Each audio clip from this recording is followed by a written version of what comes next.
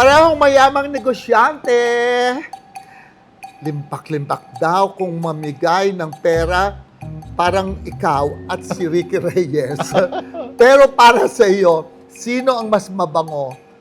Atong Ang or Chavit Singson? Okay. Ay, nako.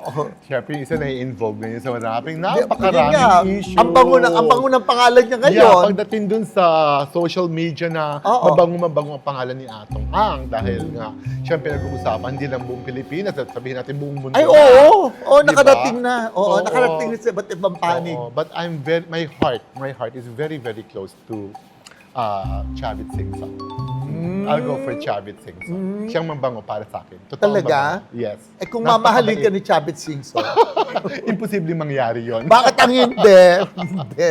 Kilala ko rin yung mga naging girlfriends niya. Ay! Naging close din ako sa mga girlfriends niya. Example. Alam na lahat yun. Kasi yung mga... Oo. Ay,